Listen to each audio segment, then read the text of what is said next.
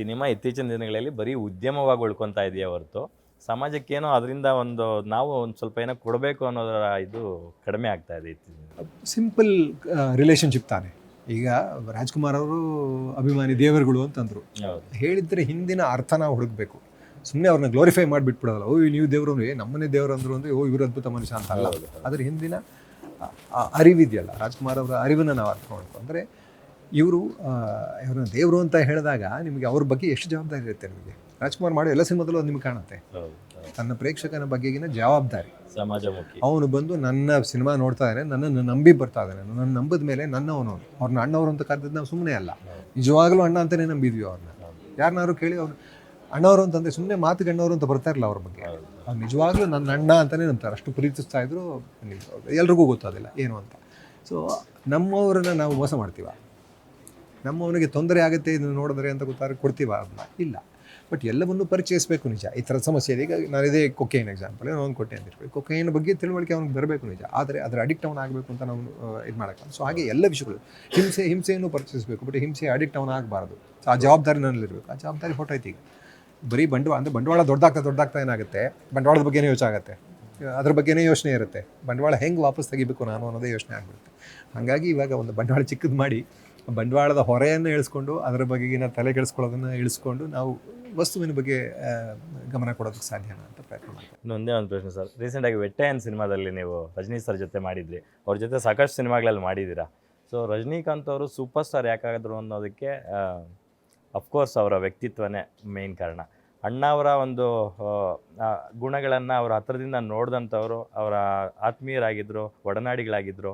ಅವ್ರನ್ನ ತುಂಬ ಹತ್ತಿರದಿಂದ ಕಂಡು ಅದನ್ನು ಅಡಾಪ್ಟ್ ಮಾಡ್ಕೊಂಡಿದ್ದಕ್ಕೆ ಅವರ ಸರಳತೆಯಿಂದ ಅಷ್ಟು ದೊಡ್ಡ ಸೂಪರ್ ಸ್ಟಾರ್ ಆದರು ಅಂತಕ್ಕಂಥದ್ದು ಒಂದು ಮಾತು.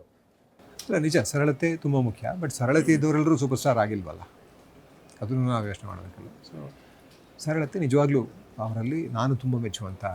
ರಾಜ್ಕುಮಾರ್ ನಂತರ ಕಂಡಿದ್ದು ನನ್ನ ಇದರಲ್ಲಿ ನನ್ನ ಅನುಭವದಲ್ಲಿ ಅಷ್ಟು ದೊಡ್ಡ ಮಟ್ಟಕ್ಕೆ ಏರಿದ್ರೂ ಅಷ್ಟು ಸರಳವಾಗಿ, ಮನಸ್ಸನ್ನು ಅಷ್ಟು ಸರಳವಾಗಿ, ಅಷ್ಟು ಮುಗ್ಧತೆಯನ್ನು ಉಳಿಸ್ಕೊಂಡವ್ರನ್ನ ಅವ್ರನ್ನ ನೋಡಿದ್ದಾರೆ.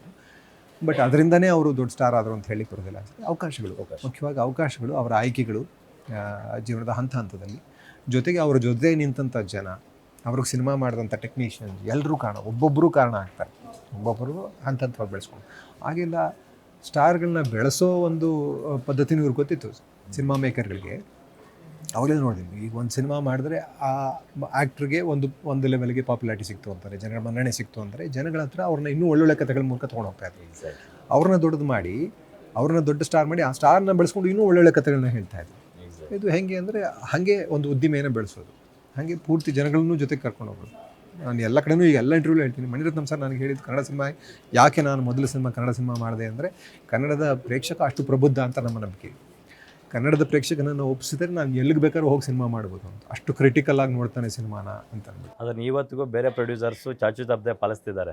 ಬೇರೆ ಭಾಷೆ ಸಿನಿಮಾಗಳು ಕರ್ನಾಟಕದಲ್ಲಿ, ಅದರಲ್ಲೂ ಬೆಂಗಳೂರಲ್ಲಿ ಚೆನ್ನಾಗಾಗಿದೆ, ಕರ್ನಾಟಕದಲ್ಲಿ ಆಗಿದೆ ಅಂತಂದರೆ ವರ್ಲ್ಡಲ್ಲಿ ಎಲ್ಲೇ ಹೋದ್ರೂ ಸೂಪರ್ ಹಿಟ್ ಆಗುತ್ತೆ ಅಂತ. ಹೌದು, ಅದಿದೆ. ಆದರೆ ಇವತ್ತಿನ ಪ್ರೇಕ್ಷಕ ನಮ್ಮಲ್ಲಿ ಕನ್ನಡ ಸಿನಿಮಾಗಳು, ಒಳ್ಳೆ ಸಿನಿಮಾಗಳು ಬಂದಾಗ ನೋಡ್ತಾ ಇಲ್ಲ.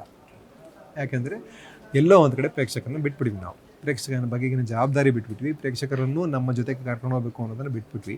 ಇಲ್ಲ ಈ ಥರದ ತೀರಾ ಆಫ್ ಬೀಟ್ ಸಿನಿಮಾಗಳಂತ ಹೊರಟೋದ್ವಿ, ಇಲ್ಲ ತೀರಾ ದುಡ್ಡಿನ ಸಂಪಾದನೆಗೆ, ಕಮರ್ಷಿಯಲ್ ಅಂದರೆ ದುಡ್ಡು ಸಂಪಾದನೆಗೆ ಮಾಡಿದಂಥ ಸಿನಿಮಾಗಳು ಅಂತ ಹೊರಟೋಗ್ಬಿಟ್ವಿ. ಅಲ್ಲೆಲ್ಲ ಒಂದು ಕಡೆ ಕನೆಕ್ಷನ್ ತಪ್ಪೋಗಿದೆ ಅಂತ. ಅದನ್ನು ಮತ್ತೆ ಬೆಳೆಸ್ಕೋಬೇಕು. ಯಾಕಂದರೆ ಅವನಿಲ್ಲದೆ ಪ್ರೇಕ್ಷಕ ಇಲ್ಲದೆ ಸಿನಿಮಾ ಇಲ್ಲ. ಇದು ಸಿನಿಮಾ ಓನರ್ಶಿಪ್ ಪ್ರೇಕ್ಷಕನದ್ದು ಕೂಡ. ಸಿನಿಮಾ ಮಾಧ್ಯಮವನ್ನು ಉಳಿಸ್ಕೊಂಡ್ರೆ ಪ್ರೇಕ್ಷಕನಿಂದನೇ ಸಾಧ್ಯ. ಈಗ ಪ್ರಜಾಪ್ರಭುತ್ವನ ಉಳಿಸ್ಕೊಳ್ಳೋಕ್ಕೆ ಹೇಗೆ ಪ್ರಜೆ ಮುಖ್ಯನೋ, ಇದು ಪ್ರಜಾಪ್ರಭುತ್ವದ ಒಂದು ಮಾಧ್ಯಮ. ಇಲ್ಲಿ ಪ್ರಜೆಗಳೇ ಪ್ರಭುಗಳು. ಅವ್ನು ದುಡ್ಡು ಕೊಡದೆ ನಮ್ಮ ಪಿಕ್ಚರ್ ಹೊರಡೋಲ್ಲ. ನಾನು ಎಷ್ಟೇ ದುಡ್ಡು ತೊಗೊಂಬಂದು ಹಾಕ್ಕೊಂಡು ಮಾಡಿದ್ರು ಪಿಕ್ಚರ್ನ ಲಾಸ್ ಆಗುತ್ತೆ, ಮನೆಗೆ ಹೋಗ್ಬೇಕಾಗುತ್ತೆ. ನಾನು ಅವನೇ ಪ್ರಭು. ಇಲ್ಲಿ ಹೆಂಗೆ ಒಂದು ಸರ್ಕಾರನ ಆಯ್ಕೆ ಮಾಡ್ತಾನೋ ಹಿಂಗೆ ಒಳ್ಳೆ ಸಿನಿಮಾಗಳನ್ನ ಅವನು ಇಲ್ಲೂ ಆಯ್ಕೆ ಮಾಡಬೇಕು. ಇಲ್ಲಿ ಒಳ್ಳೆ ಸಿನಿಮಾ ಆಯ್ಕೆ ಮಾಡಲಾನ ಅವನೇ ಅನುಭವಿಸ್ತಾನೆ. ಅವ್ನ ಮಕ್ಕಳೇ ಅನುಭವಿಸ್ತಾರೆ. ಕೆಟ್ಟ ಸಿನಿಮಾ ನೋಡಿ ಕೆಟ್ಟದನ್ನೆಲ್ಲ ಕಲಿತು ಕೊನೆಗೆ ಕೆಟ್ಟ ಜನ ಆಗಿಬಿಟ್ಟು ಅವನ್ನೇ ಹೊಡಿತಾರೆ ಹಿಡ್ಕೊಂಡು. ಮತ್ತು ಯಾರು ಅದನ್ನ ಸಿನಿಮಾ ನೋಡೋಕ್ಕೆ ಸಪೋರ್ಟ್ ಮಾಡೋದು ಅವನ್ನೇ ಹೊಡಿತಾರೆ. ಹಾಗಾಗಿ ಜವಾಬ್ದಾರಿ ಜನಗಳಿಗೂ ಬೇಕಾಗುತ್ತೆ.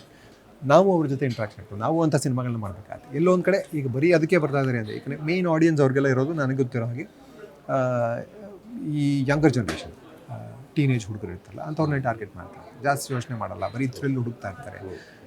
ನಾವು ಈಗ ಅವ್ರನ್ನೂ ಟಾರ್ಗೆಟ್ ಮಾಡ್ಕೊಂಡು ಅವ್ರಿಗೂ ಸಿನಿಮಾ ಮಾಡಿ ಅದರೊಳಗಡೆ ಇದನ್ನು ತುರುಕಿ ಮೆಲ್ಲಗೆ ಈ ಕಡೆ ಅವ್ರನ್ನ ಹೇಳ್ಕೊಂಬರ್ಬೇಕಾಗುತ್ತೆ. ಮಕ್ಕಳಿಂದನೇ ಶುರು ಆಗಬೇಕಾಗತ್ತೆ. ಸಿನಿಮಾ ಕಲ್ಚರ್ ಒಂದು ಸಿನಿಮಾ ಅಪ್ರಿಸಿಯೇಷನ್ ಅನ್ನೋದಿದ್ದಿಲ್ಲ, ಅದು ಮಕ್ಕಳಿಂದನೇ ಓದು ಸಿನಿಮಾ ಎಲ್ಲವನ್ನೂ ಹಂತ ಹಂತವಾಗಿ ಹೇಳ್ಕೊಂಡು ಬಂದು ಒಂದು ಒಳ್ಳೆ ಅಭಿರುಚಿಯನ್ನು ಹುಟ್ಟು ಹಾಕಿದ್ರೆ ಒಳ್ಳೆ ಸಿನಿಮಾಗಳು ಖಂಡಿತ ಆಗ್ತದೆ. Thank you sir, thank you so much. ನಿಮ್ಮನ್ನು ಬೀಳ್ಕೊಡೋಕ್ಕೆ ಇಷ್ಟ ಇಲ್ಲ, ಸಾಕಷ್ಟು ಮಾತಾಡೋದಿತ್ತು, ಆದರೂ ನಿಮ್ಮ ಸಮಯದ ಅಭಾವದಿಂದ ನಾವು ಬೀಳ್ಕೊಡ್ತಾ ಇದ್ದೀವಿ. Thank you so much sir. ನಿಮ್ಮ ಅನಾಮಧೇಯ ಅಶೋಕ್ ಕುಮಾರ್ ಸಿನಿಮಾ ದೊಡ್ಡ ಮಟ್ಟಕ್ಕೆ ಸಕ್ಸಸ್ ಆಗಲಿ, ಮುಂದಿನ ಎಲ್ಲ ಸಿನಿಮಾಗಳು ದೊಡ್ಡ ಮಟ್ಟಕ್ಕೆ ಸಕ್ಸಸ್ ಆಗಲಿ. ಜನಗಳಿಗೆ ಇಷ್ಟ ಆದರೆ ಸಾಕು. Yes sir, thank you. Thank you. Yes ವೀಕ್ಷಕರೇ, ಇದಾಗಿತ್ತು ನಟ ಕಿಶೋರ್ ಅವರ ಮನದಾಳದ ಮಾತುಗಳು. ಕ್ಯಾಮ್ರಾ ಪರ್ಸನ್ ಯುವರಾಜ್ ಜೊತೆ ಲಕ್ಷ್ಮೀನಾರಾಯಣ್, ಗ್ಯಾರಂಟಿ ನ್ಯೂಸ್, ಬೆಂಗಳೂರು.